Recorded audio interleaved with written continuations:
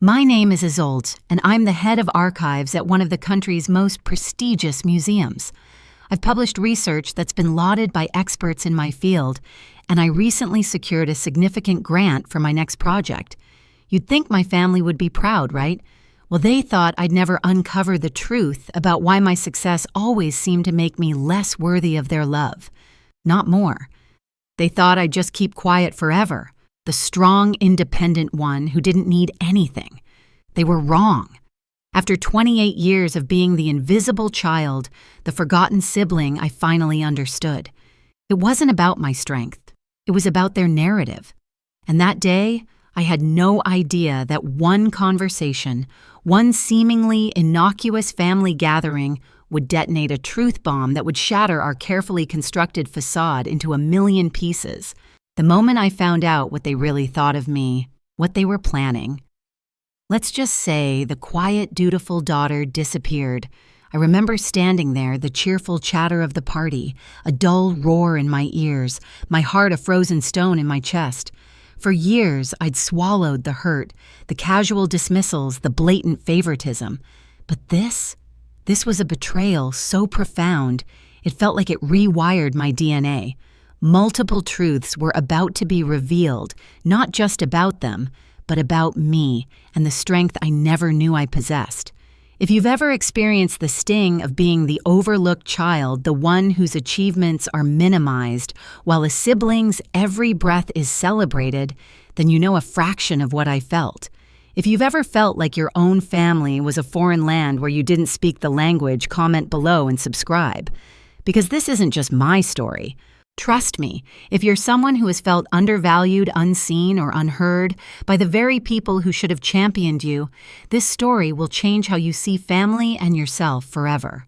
To understand why that particular family gathering became my breaking point, you need to understand the tapestry of my life, woven with threads of quiet achievements, and louder, more colorful threads of my sister Emily.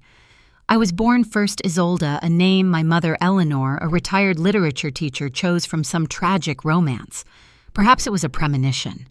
I was a serious child, happiest with my nose in a book, exploring worlds far removed from our meticulously kept suburban home. My passion for history, for the tangible echoes of the past, bloomed early. I wasn't loud or demanding. My triumphs were often solitary.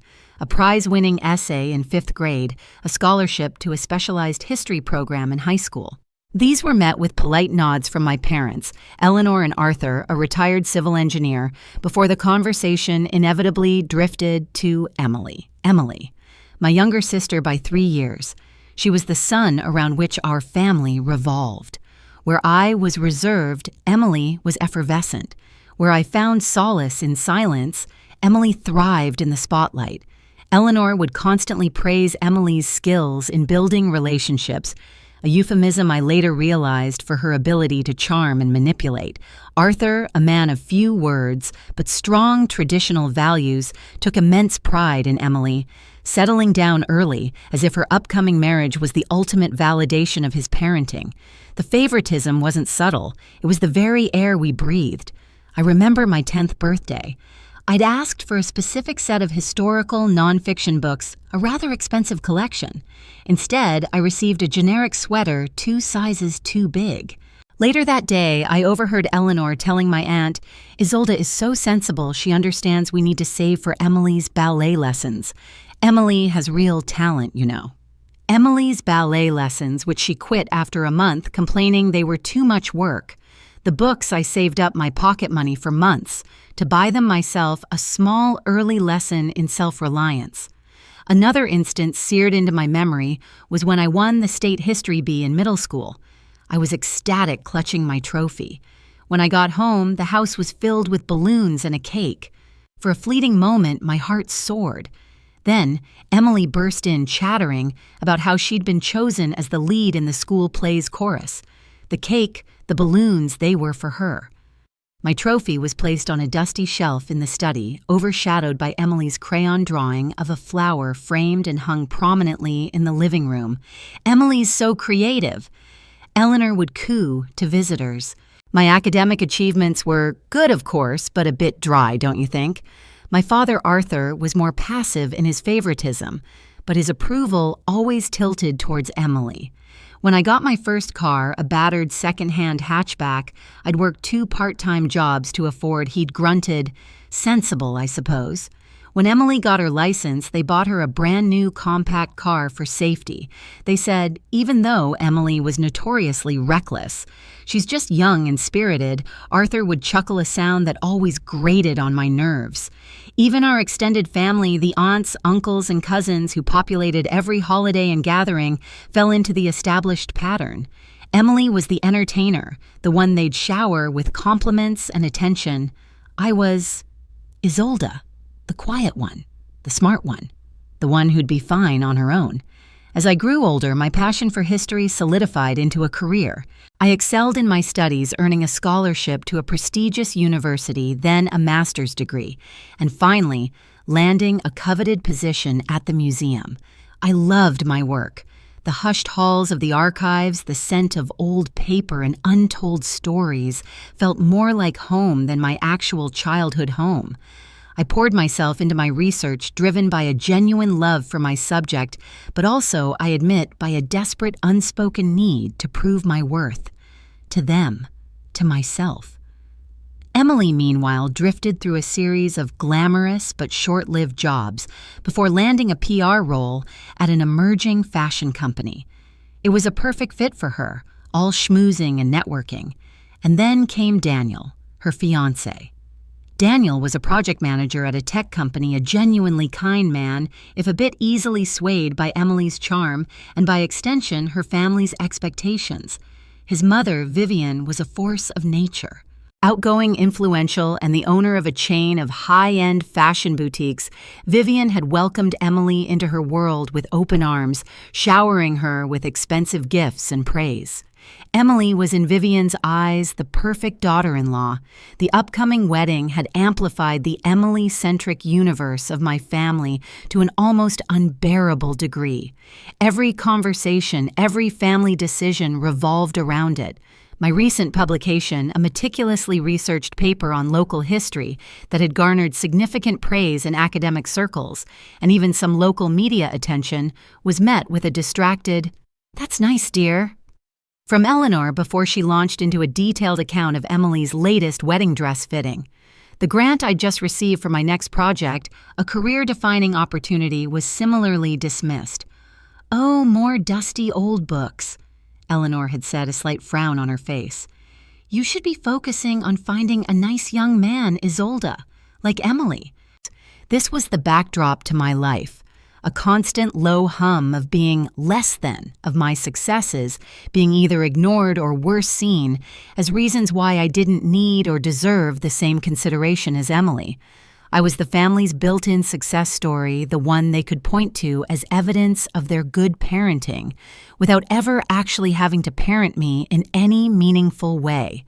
And I, for the longest time, had accepted it, or so I thought. But deep down, a storm was brewing, a quiet rage that had been simmering for 28 years, and it was about to find its voice. The years leading up to that fateful family gathering were a masterclass in repetition, each instance of disregard a new layer on an already heavy cloak of resentment. It wasn't just childhood memories. The pattern had solidified, becoming an unspoken rule in our family. Emily's needs were paramount. Isolde's were an afterthought. I remember the awards ceremony vividly. I was receiving a prestigious regional award for my research on colonial-era cartography. It was a significant honor, a culmination of years of painstaking work. I'd invited my parents, of course, hoping foolishly that this time it would be different. They arrived late, halfway through my acceptance speech. Eleanor blamed the traffic, but I saw the shopping bags from a high-end boutique, Vivian's no doubt in the back seat of their car later. During the reception, while my colleagues and mentors congratulated me, my mother cornered the museum director not to praise my work, but to gush about Emily's brilliant idea for a themed engagement party. Emily just got praised by Vivian for her idea to decorate for a company event. She'd announced proudly as if it were comparable to my award. My father simply nodded along, a vague smile on his face, his eyes scanning the room as if looking for an escape. I felt a familiar cold knot tighten in my stomach. Then there was the invitation to present my research at an international conference in Florence, Italy. Florence, the heart of the Renaissance, a dream destination for any historian. I was ecstatic, my mind already buzzing with ideas for my presentation. When I shared the news with my family over our obligatory Sunday dinner, the reaction was deflating. Florence. That's so far away, Isolde. Eleanor had said, her brow furrowed. Why go gallivanting off to Europe and waste all that money? You should be saving up. Besides, Emily needs help addressing wedding invitations. Your handwriting is so neat. Arthur chimed in, his tone laced with that familiar, subtle disapproval. Traveling so much isn't good for a young woman, you know. You should be thinking about settling down, finding a nice family. Look at Emily. She's doing it right. The implication was clear. My career ambition was a character flaw. Emily's impending marriage, a virtue. I ended up funding the trip myself, meticulously, saving every penny, and it was one of the most enriching experiences of my life, a stark contrast to the stifling atmosphere at home. The pattern extended to even the smallest things. A specialized history journal published a lengthy article praising my latest research, complete with a rather flattering photo of me in the archives. I'd left a copy on the coffee table, hoping they might, read it, acknowledge it. When I came home from work the next day, the journal was still there untouched, except for a coffee ring on the cover. Eleanor was on the phone with Emily, discussing the merits of different shades of ivory for tablecloths. Oh, that article, she'd said when I asked. Yes, I saw it, very academic. Did Emily tell you about the stunning lace she found for her veil? And God forbid Emily faced even the slightest hiccup. I recall a minor work issue she had. A PR campaign for a new fashion line didn't get the traction they'd hoped for.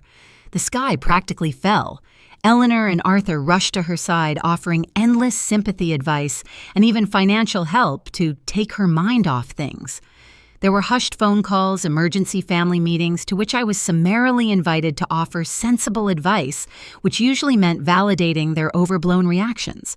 Meanwhile, when I was battling a particularly challenging research problem, working late nights, stressed and exhausted, their response was a dismissive, "Oh, you're always so busy with your books, Isolde. You'll figure it out. You always do." My struggles were my own. Emily's were a family crisis. Gift-giving was another painful ritual. Birthdays, Christmas. Emily would invariably receive expensive practical gifts, a down payment for a designer handbag, a new laptop, contributions to her wedding fund. My gifts were always symbolic. A scented candle, a generic scarf, a self-help book. The irony wasn't lost on me. The excuse was always the same. Isolde can buy whatever she wants herself. She's so independent. It wasn't about the material value. It was about the thought, the message. The message was clear. You are not our concern. You are not our priority.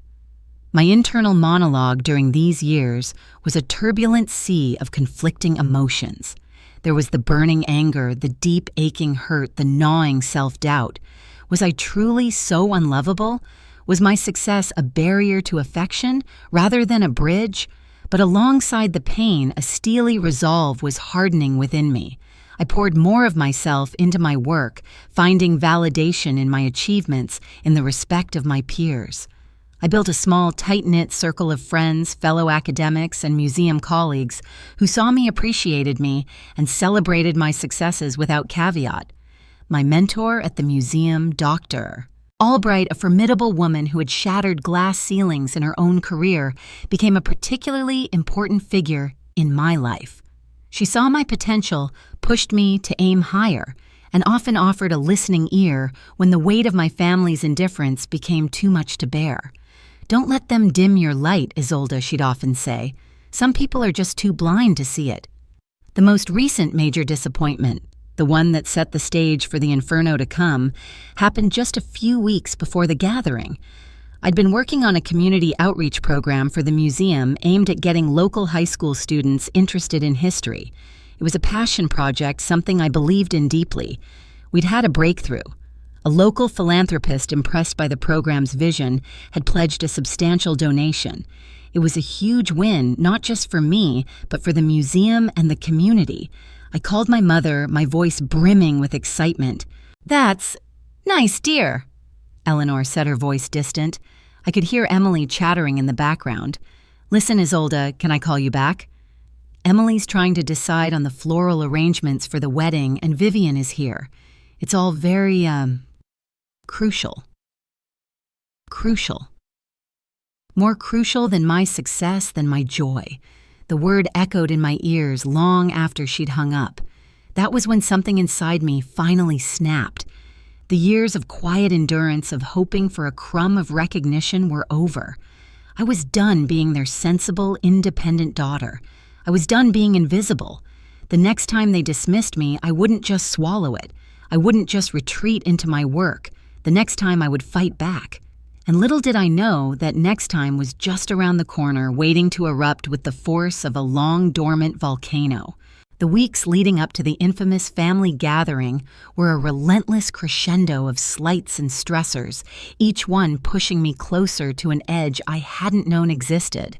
Emily's wedding, now just a few months away, had become a monstrous, all-consuming entity, devouring my parents' time energy, and as I would soon discover, their financial resources. The first wave of escalation came with the wedding guest list. Emily, at Eleanor's urging, had presented me with a list of Isolde's friends to invite. It contained 3 names, people I hadn't spoken to since high school. When I pointed this out, suggesting a few of my actual friends and colleagues, Eleanor had sighed dramatically. "Oh, Isolde, be reasonable. We have to keep the numbers down. Vivian has so many important people she wants to invite." "Your friends? Well, they wouldn't really fit in, would they?" The implication that my accomplished, intelligent friends were somehow socially inferior to Vivian's boutique-owning cronies was a fresh sting. I'd simply said, "Fine. Don't invite anyone for me then." My voice was colder than I intended, and Eleanor had looked momentarily surprised before quickly brushing it off. Then came the dress. Not Emily's wedding dress, which was a subject of endless, reverent discussion, but my dress.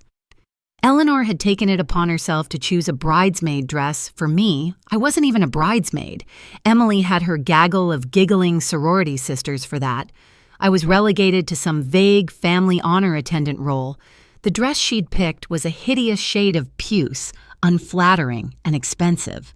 When I gently suggested I might find something more suitable myself, Eleanor had burst into tears. "You just want to spoil everything, don't you? Isolde, can't you do this one thing for your sister, for the family?" The emotional blackmail was suffocating. I ended up buying the hideous dress, a tangible symbol of my forced compliance. The third wave hit during a planning session for Emily's bridal shower. I'd been summoned to their house ostensibly to help. In reality, it was to run errands and listen to Eleanor and Emily debate the merits of personalized M&Ms versus artisanal macarons as party favors. During a lull, I mentioned the research grant I'd officially accepted, the one for my project on forgotten female historians. "That's wonderful, dear," Eleanor said, without looking up from a Pinterest board of pastel-themed decorations. "Just make sure all this work doesn't make you too intimidating. Men don't like women who are too smart, you know." My father, who had been silently observing, nodded in agreement. "Your mother's right, Isolde. It's good to have a hobby, but family is what matters. My life's work, my passion reduced to a hobby. The condescension was breathtaking. I started to dig, not consciously at first, but driven by a growing unease. My parents had always been comfortable, but not extravagantly wealthy. Emily's wedding, however, was shaping up to be an affair worthy of royalty. The venue, the caterer, the designer dress, it all screamed money, serious money. Where was it coming from? I knew Vivian was contributing, but the sheer scale of it seemed beyond their combined means. My parents had been cagey about their finances lately, and there were hushed conversations between them that stopped abruptly whenever I entered the room. This curiosity led to a small discovery, a breadcrumb on the trail to the larger truth.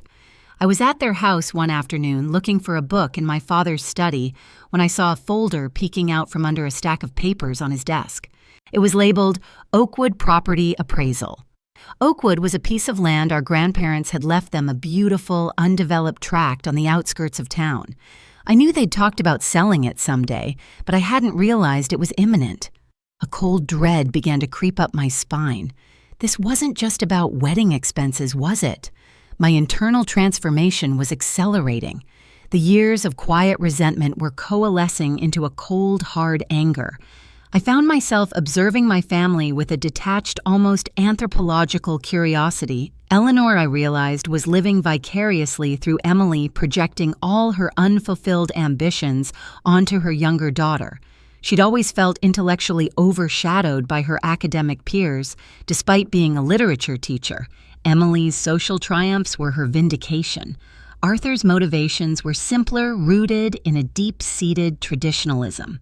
For him, a daughter's success was measured by her marriage, by her ability to settle down and produce grandchildren. My independence, my academic achievements, they didn't fit his script. They made me an anomaly, an inconvenience. My allies, Dr. Albright and my close friends, became even more crucial during this period.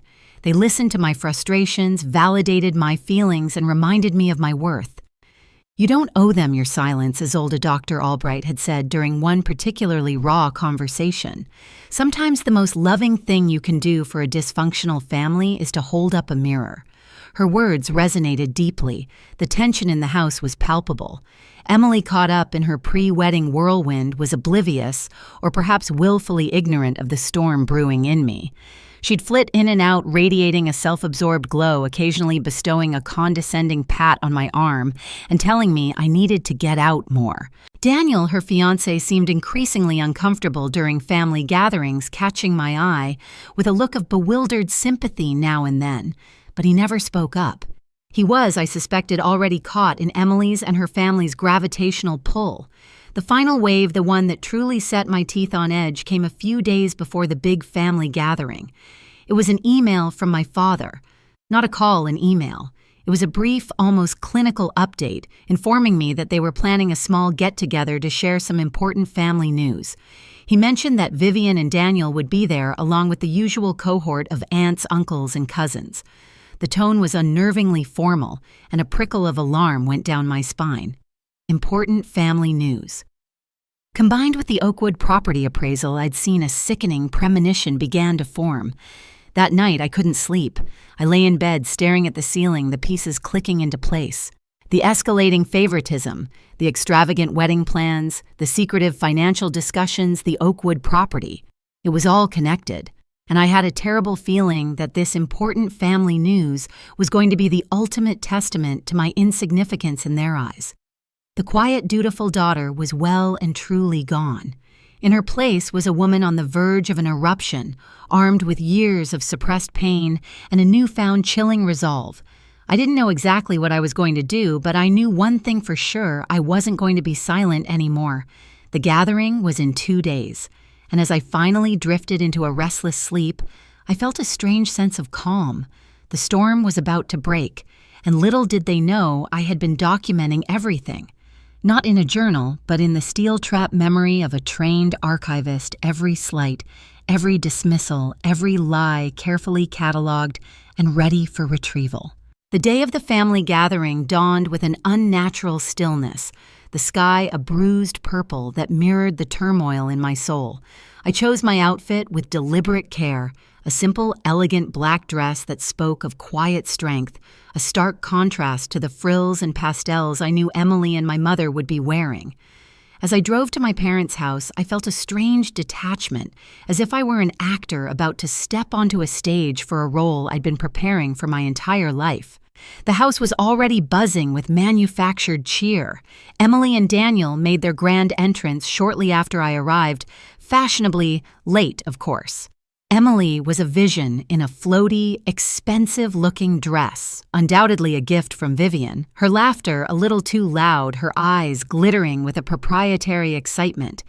Daniel trailed in her wake, looking handsome but slightly overwhelmed, a nervous smile plastered on his face.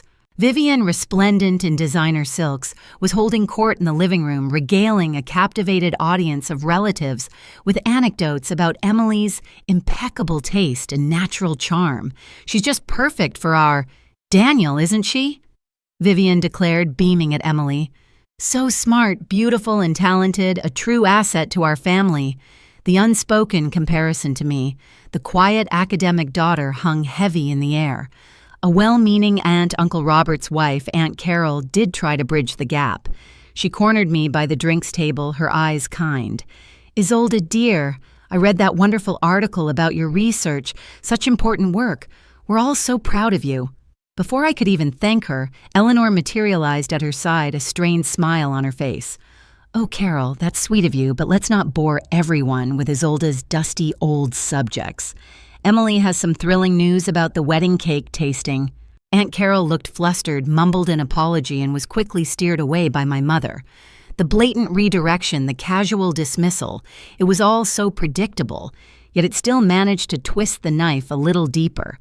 Finally, after what felt like an eternity of small talk and forced smiles, Arthur cleared his throat, tapping a spoon against his glass. The room fell silent. This was it, the important family news. Thank you all for coming, he began, his voice a little shaky. Eleanor stood beside him, beaming with a pride that felt utterly false to me. Your mother and I have made a significant decision, one that we believe will secure a bright future for our children. He paused, looking around the room, his gaze briefly flicking over me before settling on Emily. We've decided to sell the Oakwood property, he announced. A murmur went through the room. Oakwood was a valuable piece of land. Its sale would bring a substantial sum. Eleanor picked up the narrative, her voice dripping with maternal largesse. And we want to use the proceeds to support Emily and Daniel as they start their new life together. We'll be helping them with a down payment on a lovely house in Willow Creek, near Vivian, and of course ensuring Emily has the wedding of her dreams. She gestured grandly towards Emily, who preened under the spotlight, her eyes shining. Vivian clapped enthusiastically, and a chorus of congratulations erupted. Then, almost as an afterthought, Eleanor turned her attention to me. Her smile tightened. And for our dear Isolde, she said, her voice taking on that familiar tone of patronizing pride. Well, Isolde is so wonderfully capable, isn't she? She's already bought her own little apartment, a bit small perhaps and heavily mortgaged, but all her own. And she has such a solid career. She patted my arm condescendingly. So we'll be giving her a small symbolic gift from the sale, of course. A little something to acknowledge her. Arthur nodded solemnly. Our Isolde is so strong, Eleanor continued, her voice ringing with false sincerity. She doesn't need anyone's help, unlike little Emily. A symbolic gift. Little Emily. The words echoed in the sudden ringing silence that filled my head. It wasn't just the disparity in the amounts, though, that was insult enough. It was the justification. My success. My independence. The very qualities they'd always paid lip service to were now being used as weapons to deny me my rightful share, to marginalize me further. It was a slap in the face, delivered with a saccharine smile in front of my entire family and my sister's future in-laws. In that moment, something within me shattered and reformed into something cold, hard, and unbreakable. The realization hit me like a physical blow. They would never see me, never value me, not truly. My achievements were not a source of pride for them, but a convenient excuse to discard me. I remained silent for a long moment, my expression unreadable. I could feel their eyes on me, my parents' expectant, slightly nervous gaze, Emily's triumphant smirk, Vivian's coolly appraising stare, Daniel's flicker of discomfort. The air crackled with unspoken tension. Emily, ever the performer, decided to smooth things over. She glided towards me, her face a mask of sisterly concern, and took my hand. Her touch felt like ice. "Oh, Izzy, don't be upset," she cooed, her voice loud enough for everyone to hear. "It's just that I really need this right now, and you're so good at managing on your own. When I'm successful like you, I'll help you out, I promise." That was it, the final patronizing straw. The sheer audacity, the hypocrisy, it was almost comical. A slow, cold rage, decades in the making, began to uncoil within me. My mind, usually cluttered with historical facts and research notes, became crystal clear. I knew exactly what I had to do. Albright's words echoed in my mind. Sometimes the most loving thing you can do for a dysfunctional family is to hold up a mirror. Well, it was time for this family to take a long, hard look at its own reflection. My decision was made. There would be no quiet acceptance this time, no dignified retreat. I wouldn't yell, I wouldn't cry. I would simply speak the truth. My truth. Their truths. The ones they'd so carefully hidden beneath layers of pretense and performance. The air in the room was thick with anticipation. They thought I was about to break down or perhaps offer a meek thank you for their symbolic gift. They had no idea what was coming. The archivist in me had meticulously stored every piece of evidence, and court was now in session. I let the silence stretch for another beat, feeling the weight of every gaze in the room. Then I gently withdrew my hand from Emily's grasp. My voice when I finally spoke was calm, almost unnervingly so, a stark contrast to the storm raging inside me.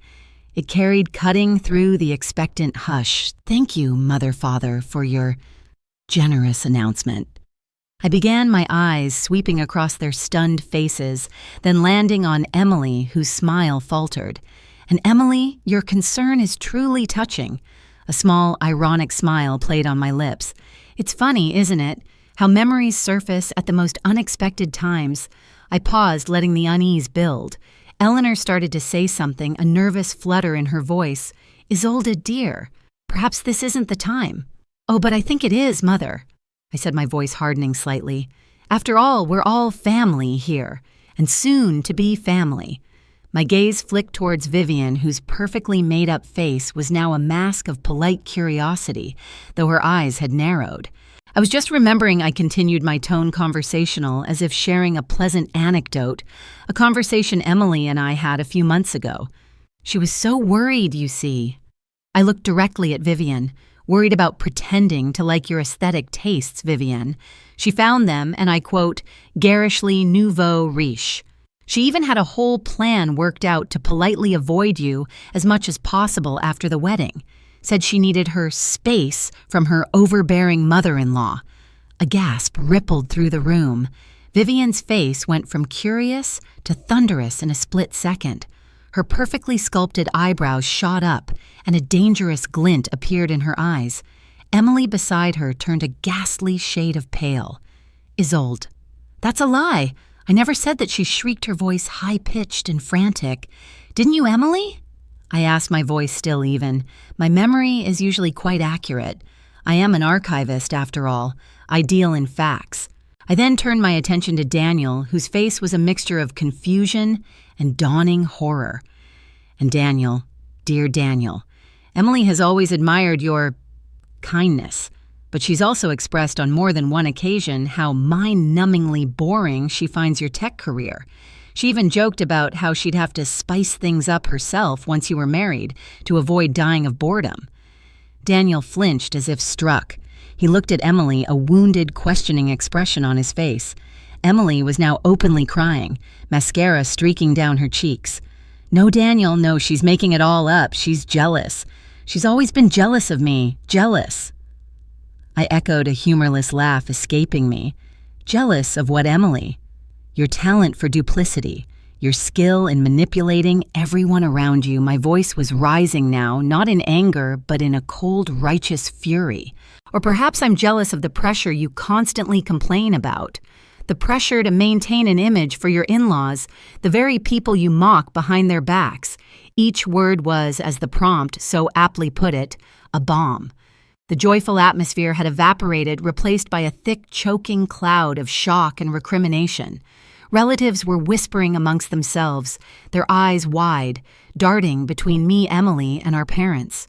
Eleanor finally found her voice shrill and trembling. "Isolde, stop this. You're ruining everything. How dare you embarrass your sister, your family like this?" Arthur, his face ashen, stepped forward. "Isolde, enough. This is uncalled for. Uncalled for." I turned to them, my eyes blazing. Was it uncalled for when you consistently dismissed my achievements, my entire life's work, while lavishing praise on Emily for breathing? Was it uncalled for when you decided in your infinite wisdom that my success means I deserve nothing, while Emily, your little Emily, deserves everything, including the lion's share of our family's legacy? I took a deep breath. You want to talk about embarrassment? I've been embarrassed my whole life. Embarrassed by your blatant favoritism, embarrassed by your shallow values, embarrassed by the way you've taught Emily that charm and manipulation are more valuable than integrity and hard work.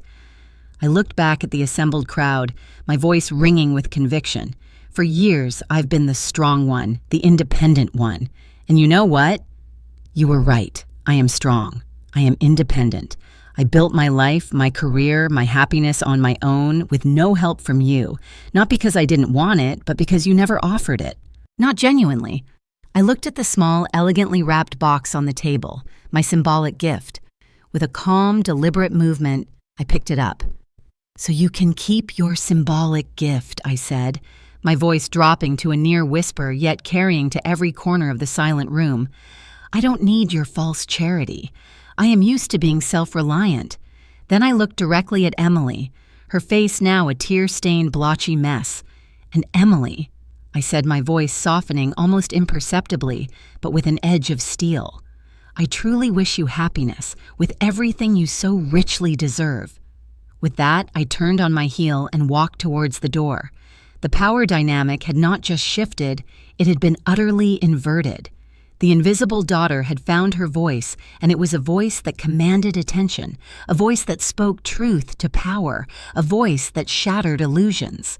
I didn't look back as I closed the door behind me, leaving behind a scene of utter chaos, a family imploding under the weight of its own hypocrisy. The silence that followed my departure, I imagined, was deafening. My triumph wasn't loud or boisterous. It was the quiet, profound satisfaction of finally being truly seen, not as they wanted me to be, but as I was. And for the first time in my life, standing on my own, I felt utterly, magnificently free. The reverberations of my departure were instantaneous and seismic. As I drove away from my parents' house, a strange sense of calm settled over me. It wasn't the giddy rush of victory, but a profound, almost serene relief. The storm had broken, and I had not only weathered it, but emerged cleansed. Later that evening, the calls began. First, Eleanor. Her voice was a torrent of hysteria and accusations, a predictable cocktail of tears, blame, and self-pity. How could you, Isolde? You've embarrassed us all. You're selfish, ungrateful, vindictive. You've ruined your sister's life. I listened impassively to her tirade. When she finally paused for breath, I spoke, my voice devoid of emotion. Mother, I spoke the truth. If the truth is embarrassing, perhaps you should re-examine the actions that led to it. I will not apologize for defending myself against years of disrespect. I then calmly ended the call, ignoring her renewed wails. Arthur called next. His tone was different, weary, and tinged with a reluctant understanding I'd never heard from him before. Isolde, he began, his voice heavy. That was quite a scene. He didn't shout, didn't accuse. He sounded defeated. I won't say you were entirely wrong about some things. Perhaps we haven't always been fair. It wasn't an apology, not really, but it was an admission, however grudging. But your sister, she's devastated. Emily will be fine, Father, I replied, my voice firm but not unkind. She's always landed on her feet. Perhaps this will be a learning experience for her. He sighed a long, drawn-out sound of resignation. I don't know how we fix this, Isolde. Some things, Father, I said quietly, aren't meant to be fixed. They're meant to be acknowledged and then perhaps moved on from. The conversation ended on that somber note. Emily predictably resorted to a barrage of furious text messages. They were a chaotic jumble of insults, threats, and self-pitying lamentations. I was a monster, a jealous hag, a heartless bitch who had deliberately set out to destroy her happiness. She swore she would never speak to me again. I read them, a strange sense of detachment washing over me. Her words, once capable of inflicting deep wounds, now felt like pebbles thrown against a fortress. I didn't reply. The real fallout, however, was happening between Emily, Daniel, and Vivian. Aunt Carol, who had called me later that night, her voice a mixture of shock and admiration. "You go, girl." Someone had to say it filled me in on some of the details. Apparently, after my departure, the gathering had completely disintegrated. Vivian, a woman not accustomed to being publicly humiliated, had reportedly turned on Emily with an icy fury demanding answers. Daniel, looking utterly betrayed and confused, had left with his mother refusing to even speak to Emily. The next day, Daniel reached out to me. He sent a carefully worded email asking if we could talk. He said he was trying to understand what was real and what wasn't. I agreed to meet him for coffee. He was quiet, his usual affable demeanor replaced by a troubled seriousness. I didn't embellish or editorialize. I simply recounted factually and calmly the instances I had witnessed of Emily's duplicity and her family's enabling behavior. I didn't try to sway him, merely presented the information he sought. He listened intently, his expression growing graver with each revelation. At the end, he thanked me, his voice strained. "I have a lot to think about," he said. A few days later, the news filtered through the family grapevine. Vivian had publicly announced the postponement of the wedding. Certain high-profile pre-wedding events were abruptly canceled. The carefully crafted image of the perfect couple, the perfect union of two influential families, was crumbling for all to see. The family itself was deeply divided. Some relatives, like Aunt Carol, secretly, and sometimes not so secretly, cheered me on, confessing they'd seen the favoritism for years, but had never dared to speak up. Others, fiercely loyal to Eleanor and Arthur, or perhaps uncomfortable with the raw display of truth, condemned my actions as cruel and destructive. There were heated debates, whispered arguments, and a palpable tension that hung over any subsequent family interactions from which I was now, by mutual, unspoken agreement, excluded. In the midst of this turmoil, I focused on my work. The upcoming international conference in Florence provided a welcome distraction, a tangible goal to channel my energy into.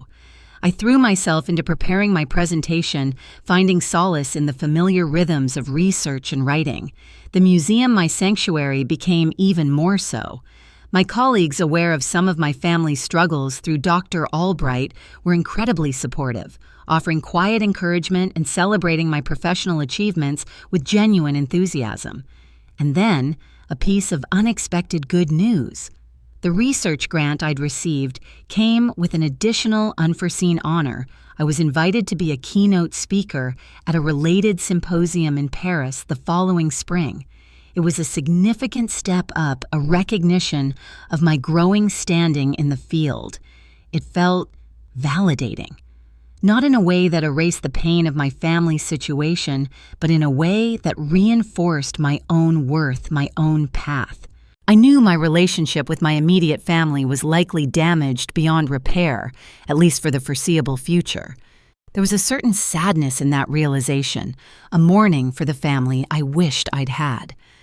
But overwhelming that sadness was a sense of liberation. I had spoken my truth. I had set boundaries. I had reclaimed my narrative. The emotional processing of this victory was complex. Relief, empowerment, a touch of lingering anger, but also a burgeoning sense of peace. I had faced the fire and walked out, not unscathed, but stronger, and finally, authentically, myself. The symbolic gift I had rejected now seemed truly symbolic, a symbol of a past I was determined to leave behind. 2 years passed. 2 years of quiet rebuilding, of forging my own path unburdened by the suffocating weight of familial expectation and disapproval. Life, as it turned out, had a way of recalibrating, of shifting landscapes in ways one could never predict. My career, already on an upward trajectory, soared to new heights. The Florence conference was a resounding success, leading to exciting collaborations and further recognition. The keynote in Paris the following spring was a personal triumph. My research on forgotten female historians gained international acclaim, and I was offered a contract for a second book this time with a major publisher and significantly better terms. The museum promoted me to Director of Special Collections, a role that came with greater responsibility and the opportunity to shape the institution's historical narrative. My little apartment, once a symbol of my forced independence, became a cozy, cherished sanctuary filled with books, art, and the warmth of genuine friendships. I even started dating again cautiously at first, but eventually finding a partner, a kind, intelligent architect named Ben, who celebrated my successes as his own and loved me for who I was, not who he thought I should be. And what of my family karma, as they say, has a way of delivering its own unique brand of justice, often in ways more nuanced and fitting than any contrived revenge. Emily's wedding to Daniel, of course, never happened. The postponement became a permanent cancellation. Daniel, after our conversation and I imagined some serious soul-searching, had ended the engagement. The public humiliation, coupled with the loss of her meal ticket to a life of affluence, had sent Emily into a tailspin. According to Aunt Carol, my reluctant but surprisingly reliable source of family news, Emily had a difficult couple of years. Her PR career faltered. Vivian's influence, once a boon, now worked against her. She had to sell the expensive car her parents had bought her and move into a much smaller apartment. Last I heard, she was working a mid-level marketing job, still beautiful, still charming, when she wanted to be, but the effortless sparkle had dimmed. Perhaps I hoped she was finally learning some hard lessons about accountability and genuine connection. Eleanor and Arthur, well, their lives had changed too. The sale of the Oakwood property went through, but without the grand wedding and luxury house for Emily, the money sat largely untouched, a monument to their miscalculations. Their social standing and their tight-knit community had taken a hit after the public implosion of Emily's engagement and the whispers about their family drama. They were lonelier, Aunt Carol reported. Many of their friends, uncomfortable with the lingering tension, kept their distance. My relationship with them remained strained, almost non-existent for the first year. Eleanor had made one attempt at a reconciliation about 6 months after the incident. She'd called her voice saccharine sweet and suggested we let bygones be bygones and focus on family unity. There was no apology, no acknowledgement of her role in the dysfunction, just a thinly veiled expectation that I would return to the fold, presumably, to resume my role as the dutiful, invisible daughter. I'd politely but firmly declined, stating that any future relationship would have to be built on honesty and mutual respect, something that was clearly still lacking. She hadn't called again for a long time. Arthur, however, surprised me. About a year after the confrontation, he reached out. He sounded older, more contemplative. He apologized, a genuine, heartfelt apology for the years of favoritism, for not seeing my worth, for the pain they had caused. He didn't make excuses. He said he was proud of me, of what I had achieved. It was a hesitant first step, but it was a step. We started talking occasionally, short, sometimes awkward conversations, but there was a flicker of something new, something that might in time resemble a healthier, more honest connection. It was a fragile truce, but it was a start.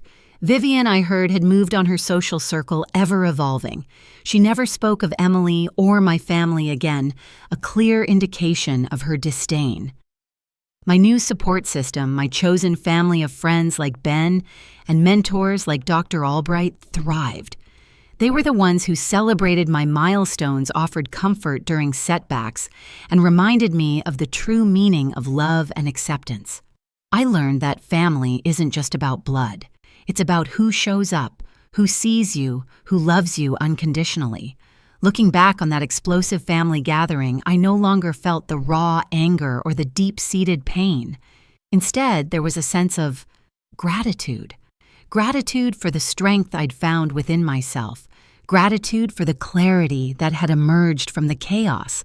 Gratitude for the chance to build a life that was truly my own. The journey had been arduous, the lessons hard-won, but I wouldn't trade them. They had forged me into the woman I was, resilient, independent, and finally profoundly at peace. The truth hadn't just set me free. It had rebuilt me stronger and more authentic than ever before. What goes around doesn't just come around, it multiplies. And in my case, it had multiplied into a life richer and more fulfilling than I could have ever imagined. So, What's the moral of my story? It's not just about family drama or a satisfying revenge. It's about so much more. It's about recognizing your own worth, even when the people closest to you refuse to see it. It's about understanding that you cannot control how others treat you, but you can control how you respond. Sometimes speaking your truth, even when it's terrifying, even when it means shattering illusions, is the only way to reclaim your power and forge your own path to happiness. It's also a story about the insidious nature of favoritism and the damage it can inflict on a family, a quiet poison that erodes love and trust. And it's a testament to the fact that true strength isn't about silently enduring injustice. It's about having the courage to demand better for yourself and from others. Have you ever had to choose between family loyalty and your own well-being? Have you ever felt like the invisible one, your accomplishments overshadowed and your needs ignored? What would you have done in my situation? I'd love to hear your thoughts and experiences in the comments below. If my story resonated with you, if you've ever felt like you were fighting for recognition in your own life, please like this video, subscribe to my channel, and share this story with someone who might need to hear it. Let's build a community of strong individuals who are rewriting their narratives, supporting each other, and celebrating every hard-won victory. Remember, your voice matters. Your story matters. You deserve to be seen, heard, and valued for exactly who you are. Don't ever let anyone dim your light. It took me 28 years to fully learn that lesson, but once I did, everything changed. And trust me, it can change for you too. Stay tuned for more stories about overcoming adversity, finding your voice, and building a life filled with purpose and joy. Because your journey to self-worth is the most important journey you'll ever take. Thank you for listening.